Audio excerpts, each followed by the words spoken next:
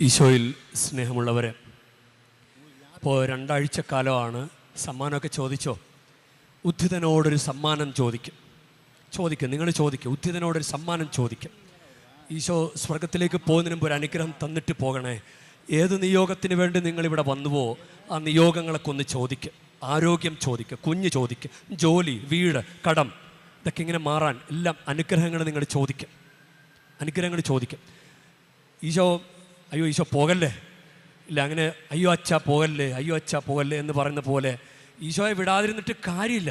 കാരണം ഈശോ പറയുന്നത് യോഹന്നാൻ്റെ സുവിശേഷം 16-ാം അധ്യായം 7-ാമത്തെ വാക്യം, എങ്കിലും സത്യമായി ഞാൻ നിങ്ങളോട് പറയുന്നു, നിങ്ങളുടെ നന്മയ്ക്ക് വേണ്ടിയാണ് ഞാൻ പോകുന്നില്ലെങ്കിൽ സഹായകൻ നിങ്ങളുടെ അടുക്കലേക്ക് വരികയില്ല. ഞാൻ പോയാൽ അവന് നിങ്ങളുടെ അടുക്കലേക്ക് ഞാൻ അയക്കും. അപ്പോൾ ഈശോ പോകുന്നത് നല്ലതാണ്. പോകുമ്പോൾ നിങ്ങൾ ഈ ഭൂമിയിലെ കാര്യങ്ങൾ ചോദിച്ചാൽ മതിയോ? ഭൂമിയിലെ കാര്യങ്ങൾ നശിച്ചു പോകുന്നതല്ലേ? ഭൂമിയിലെ കാര്യങ്ങൾ ചോദിക്കുന്നതിനേക്കാൾ സ്വർഗത്തിൻ്റെ കാര്യം ചോദിക്കുക. സ്വർഗത്തിൻ്റെ സമ്പത്താണ് പരിശുദ്ധാത്മാവ്. അത് റോമാക്കാർക്ക് എഴുതിയ ലേഖനം 10-ാം അധ്യായം 12-ാം വാക്യം, തന്നെ വിളിച്ചപേക്ഷിക്കുന്നവർക്ക് അവിടുന്ന് സ്വർഗത്തിൻ്റെ സമ്പത്ത് വർഷിക്കുന്നു. സ്വർഗത്തിൻ്റെ സമ്പത്താണ് പരിശുദ്ധാത്മാവിനെ ചോദിക്കുക. ഇന്നത്തെ വായനയൊക്കെ നമ്മൾ നോക്കുകയാണെങ്കിൽ നമുക്ക് അറിയാം, അത് പരിശുദ്ധാത്മാവിൻ്റെ പ്രേരണയനുസരിച്ച്. നടപടി പുസ്തകം 15-ാമത് 28-ാം വാക്യം, പരിശുദ്ധാത്മാവിനും ഞങ്ങൾക്കും തോന്നി.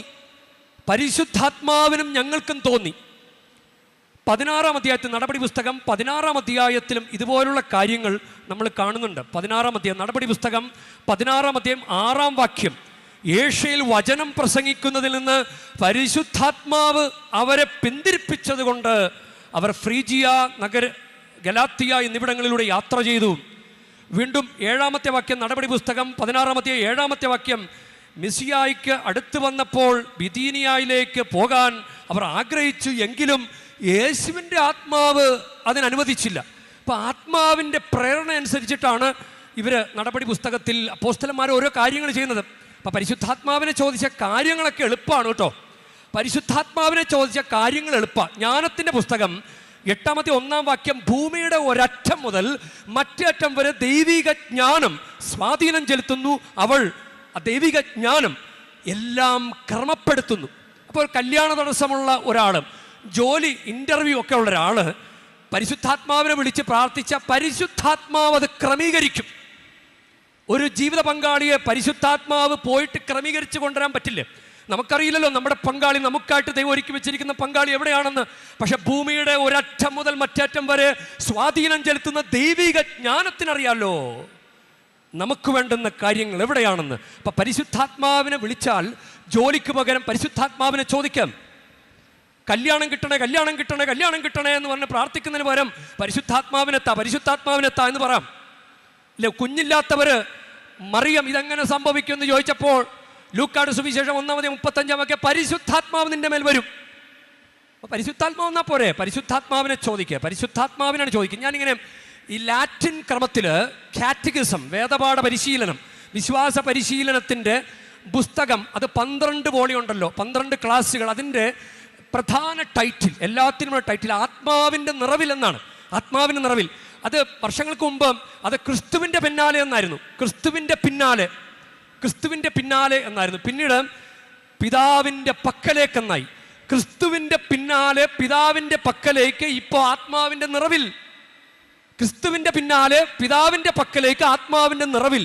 അപ്പം നമ്മുടെ വിശ്വാസ പരിശീലനത്തിൻ്റെ വോളിയത്തിൻ്റെ കോമൺ ടൈറ്റിൽ പോലും ആത്മാവിൻ്റെ നിറവിൽ എന്നാണ്. അപ്പോൾ വിശ്വാസ പരിശീലനം പോലും ആത്മാവിൻ്റെ നിറവിൽ നമ്മൾ ചെയ്യാനായിട്ട് ദൈവം ആഗ്രഹിക്കുകയാണ്. ഇന്നത്തെ സുവിശേഷം, യോഹന്നാൻ്റെ സുവിശേഷം 14-ാം അധ്യായം 26-ാം വാക്യത്തിൽ, എന്നാൽ എൻ്റെ നാമത്തിൽ പിതാവ് അയക്കുന്ന സഹായകനായ പരിശുദ്ധാത്മാവ് എല്ലാ കാര്യങ്ങളും നിങ്ങളെ പഠിപ്പിക്കുകയും ഞാൻ നിങ്ങളോട് പറഞ്ഞിട്ടുള്ളതെല്ലാം നിങ്ങൾ അനുസ്മരിപ്പിക്കുകയും ചെയ്യും. പരിശുദ്ധാത്മാവ് വന്നു കഴിഞ്ഞാൽ നമുക്ക് കൃത്യമായിട്ട് കൃത്യം കാര്യങ്ങൾ മനസ്സിലാക്കാൻ പറ്റും. അതാണ് പരിശുദ്ധാത്മാവിന് ഞങ്ങൾക്കും തോന്നി, പരിശുദ്ധാത്മാവ് ഞങ്ങൾ അനുവദിച്ചില്ല എന്നൊക്കെ നടപടി പുസ്തകത്തിൽ നമ്മൾ വായിച്ചു കേൾക്കുന്നത്. യോഹന്നാൻ്റെ ഒന്നാം ലേഖനം 2:27 വാക്യം, ക്രിസ്തുവിൽ നിങ്ങൾ സ്വീകരിച്ച അഭിഷേകം നിങ്ങൾ നിലനിൽക്കുന്നു, അതിനാൽ മറ്റാരും നിങ്ങളെ പഠിപ്പിക്കേണ്ടതില്ല, അവൻ്റെ അഭിഷേകം എല്ലാ കാര്യങ്ങളെയും കുറിച്ച് നിങ്ങളെ പഠിപ്പിക്കും. അപ്പൊ പരിശുദ്ധാത്മാവ് ക്രമീകരിച്ചു തരും. നമുക്കൊരു ടെൻഷൻ അടിച്ച് അസ്വസ്ഥമായിട്ടിരിക്കുന്ന സമയത്ത് പോലും പരിശുദ്ധാത്മാവ് നമ്മളെ സഹായിക്കും. അതാണല്ലോ മറിയം, അങ്ങനെ ദൂതൻ വന്നപ്പോൾ മറിയം ചോദിച്ചു, ഇതെങ്ങനെ സംഭവിക്കും? നമ്മുടെ പലരുടെയും ചോദ്യം ഇതാണല്ലോ, ഈ കടം കയറിയിട്ട് ഇതെങ്ങനെ മുന്നോട്ട് പോകും? കല്യാണം എങ്ങനെ നടക്കും? കാലം മാറി, കാലത്തിന്റെ ട്രെൻഡ് മാറി, ജോലിയില്ല, കുഞ്ഞില്ല, ഇതൊക്കെ എങ്ങനെ സംഭവിക്കും എന്ന് നമ്മൾ ചോദിച്ചാൽ ദൈവം നമ്മളോട് മറുപടി പറയും. പരിശുദ്ധാത്മാവ് വരും.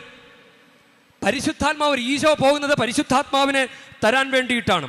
അതുകൊണ്ട് അപ്പോസ്തലന്മാര് അവരെങ്ങനെ ഭയന്നിരുന്ന അവര് ശക്തി പ്രാപിച്ചത്, നടപടി പുസ്തകം 1:8 വാക്യം, പരിശുദ്ധാത്മാവ് വരുമ്പോൾ നിങ്ങൾ ശക്തി പ്രാപിക്കും.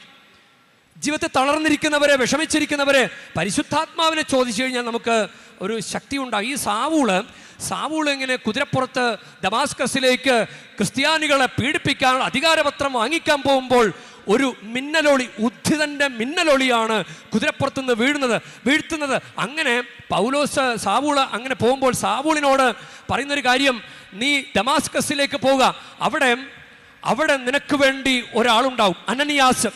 അത് നടപടി പുസ്തകം 9:17 വാക്യമാണ്. അനനിയാസ് സാവൂളിന്റെ ശിരസിൽ കരങ്ങൾ വെച്ചു, അപ്പോൾ ആത്മാവ് നിറഞ്ഞു. അതാണ് ആത്മാവ് നിറഞ്ഞുള്ള പ്രവർത്തനങ്ങളാണ്. ഒരാളെ ഇങ്ങനെ വെറുതെ ചുളുവലയ്ക്ക് വെറുതെ സിമ്പിളായിട്ട് ഒരു അധ്വാനം ഇല്ലാതെ പരിശുദ്ധാത്മാവിനെ വാങ്ങിക്കാമെന്ന് കരുതി. അത് നടപടി പുസ്തകം 8:18 വാക്യത്തിലാണ്. ഒരു ശിമയോൻ എന്ന പേരുള്ള ആളാണ്. അയാൾ ഇങ്ങനെ പറഞ്ഞു, അപ്പോസ്തലന്മാരോട് പറഞ്ഞു, ഞാൻ കൈവെക്കുമ്പോൾ പരിശുദ്ധാത്മാവ് നിറയണം, അതിനെന്ത് വേണമെങ്കിലും തരാമെന്ന് പറഞ്ഞു. അപ്പൊ അവൻ ചെയ്ത തെറ്റ്, അവൻ ചിന്തിച്ച കാര്യം തെറ്റാണ്. അങ്ങനെ വെറുതെ കിട്ടുമെന്ന് വിചാരിക്കണ്ട. പരിശുദ്ധാത്മാവിനെ കിട്ടണമെങ്കിൽ കുറച്ച് അധ്വാനമൊക്കെ ഉണ്ട്. അപ്പൊ അതുകൊണ്ട് പരിശുദ്ധാത്മാവിനെ ചോദിക്കാൻ വേണ്ടി ആദ്യത്തെ ഒരു കാര്യം ദാഹിച്ച് പ്രാർത്ഥിക്കുക. ഈശോ പറഞ്ഞിട്ടില്ലേ യോഹന്നാന്റെ സുവിശേഷം 7-ാം അധ്യായത്തിൽ, ആർക്കെങ്കിലും ദാഹിക്കുന്നെങ്കിൽ എൻ്റെ അടുക്കൽ വന്ന് കുടിക്കട്ടെ. ഇന്ന് നമ്മൾ വെളിപാടിന്റെ പുസ്തകം അതിൽ നിന്നുള്ള വായന നമ്മൾ ശ്രവിച്ചപ്പോൾ അതിൻ്റെ മുൻപുള്ള ഭാഗങ്ങളിൽ ഇങ്ങനെ പറയുന്നുണ്ട്. 21-ാം അധ്യായം വെളിപാട് 21:6 ദാഹിക്കുന്നവന് ജീവജലത്തിന്റെ ഉറവയിൽ നിന്ന് സൗജന്യമായി ഞാൻ കൊടുക്കും. ദാഹിക്കണം, നമ്മൾ ചോദിച്ച് പ്രാർത്ഥിക്കണം, വെറുതെ വരില്ല. നമ്മളാണെങ്കിലും വിളിക്കാത്ത കല്യാണത്തിന് പോലും നമ്മൾ പോകില്ല. വിളിക്കാതെ എങ്ങനെ വരും? അതുകൊണ്ട് വെളിപാടിന്റെ പുസ്തകം 22-ാം അധ്യായം 17-ാം വാക്യം, വരിക ദാഹിക്കുന്നവൻ വരട്ടെ, ആഗ്രഹമുള്ളവൻ ജീവന്റെ ജലം സൗജന്യമായി സ്വീകരിക്കട്ടെ. അപ്പൊ നമ്മളിത് ചോദിക്കണം. ഈശോ തന്നെ പറഞ്ഞിട്ടുണ്ടല്ലോ, ലൂക്കായുടെ സുവിശേഷം 11-ാം അധ്യായം 13-ാം വാക്യം, ദുഷ്ടരായ നിങ്ങൾക്ക് നിങ്ങളുടെ മക്കൾക്ക് നല്ല ദാനങ്ങൾ കൊടുക്കാൻ അറിയാമെങ്കിൽ സ്വർഗസ്ഥനായ പിതാവിനോട് നിങ്ങൾ ചോദിച്ചാൽ എത്രയധികമായി പരിശുദ്ധാത്മാവിനെ നൽകിയില്ല. നമ്മൾ ചോദിക്കണം, പരിശുദ്ധാത്മാവേ വരണമേ.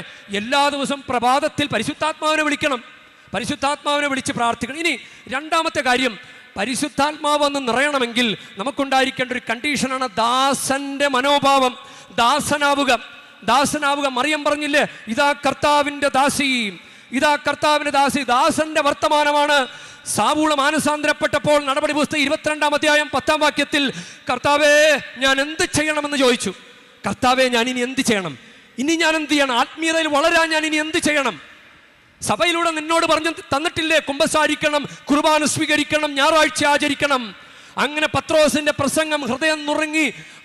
അത് കേട്ടപ്പോൾ അവരത് ചോദിച്ചു, അല്ലയോ യജമാനന്മാരെ, ഞങ്ങൾ ഇനി എന്താണ് ചെയ്യേണ്ടതെന്ന് ചോദിച്ചു. നടപടി പുസ്തകം 2-ാം അധ്യായം 37-ാം വാക്യം, അല്ലയോ യജമാനന്മാരെ, ഞങ്ങൾ ഇനി എന്താണ് ചെയ്യേണ്ടത്? ഈ ചോദ്യം ഒരു ദാസന്റെ ചോദ്യമാണ്. ഒരു ദാസനെ അങ്ങനെ ചോദിക്കാൻ പറ്റുള്ളൂ. അപ്പൊ ദാസന്റെ മനോഭാവം നമുക്ക് വേണം. യോയൽ പ്രവാചന പുസ്തകം 2-ാം അധ്യായം 29-ാം വാക്യം, ആ നാളുകളിൽ എൻ്റെ ദാസിമാരുടെ മേൽ ഞാൻ ആത്മാവിനെ വർഷിക്കും. അപ്പൊ ദാസൻ എന്ന് പറയുന്ന ഒരു ആറ്റിറ്റ്യൂഡ് നമുക്ക് ആവശ്യമാണ്. ആദ്യം ദാഹിച്ച് പ്രാർത്ഥിക്കുക, പിന്നെ ദാസനെ ചോദിക്കൂ. അഹങ്കാരിക്ക് ദൈവാനുഗ്രഹങ്ങളൊന്നും വേണ്ടല്ലോ. ഒരു ആത്മീയ മനുഷ്യന് മാത്രമേ ദൈവിക ദാനങ്ങൾക്ക് വിലയുണ്ടാകുകയുള്ളൂ.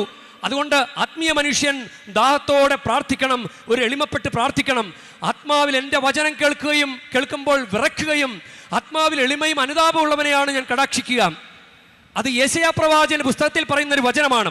ഇനി മൂന്നാമത്തെ കാര്യം അപ്പോൾ നമ്മൾ ദാഹിച്ച് പ്രാർത്ഥിക്കണം, ഒരു ദാസന്റെ മനോഭാവം വേണം. മൂന്നാമത്തെ കാര്യം, യേശുവിനെ രക്ഷകനും നാഥനുമായി ഹൃദയത്തിൽ ആരാധിക്കണം. യേശുവിനെ രക്ഷകനും നാഥനുമായി ഹൃദയത്തിൽ ആരാധിക്കണം.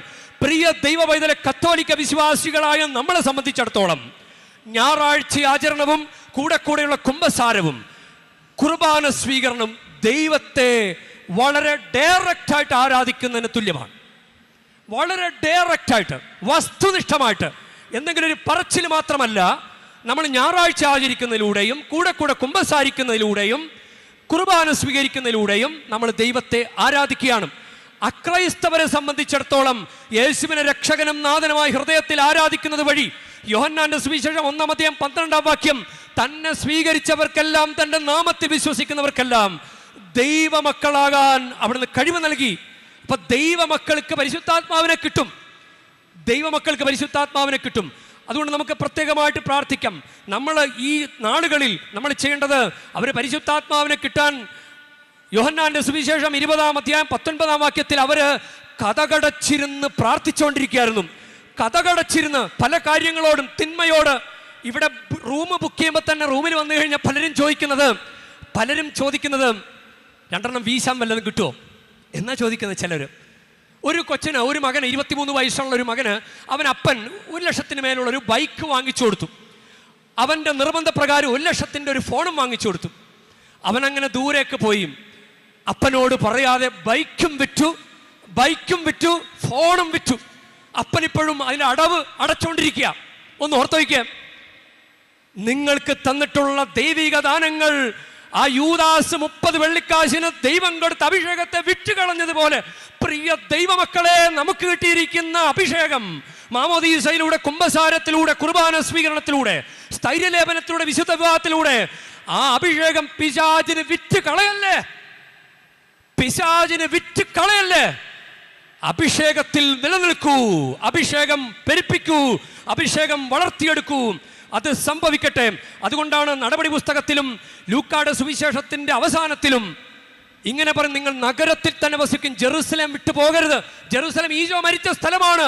ഈശോയുടെ മരണം അനുസ്മരിക്കുന്ന ബലിപീഠത്തോട് ചേർന്ന് ബലിപീഠത്തെ വിട്ടു പോകല്ലേ.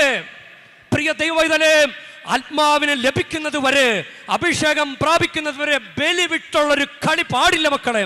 നമുക്കതുകൊണ്ട് ദൈവത്തോട് പ്രാർത്ഥിക്കാം. കുരിശിന്റെ ചുവട്ടിൽ ബലിയെ കണ്ട് ആരാധിച്ച, മുറിക്കപ്പെട്ട ഈശോയുടെ ശരീരത്തെ മടിയിലേക്ക് സ്വീകരിച്ച പരിശുദ്ധമ്മ, പരിശുദ്ധാത്മാവിൻ്റെ ഇഷ്ടദാസിയായ പരിശുദ്ധമ്മ നമ്മളെ സഹായിക്കട്ടെ. പരിശുദ്ധാത്മാവിനെ ലഭിക്കാൻ നമുക്ക് ദൈവത്തോട് പ്രാർത്ഥിക്കാം.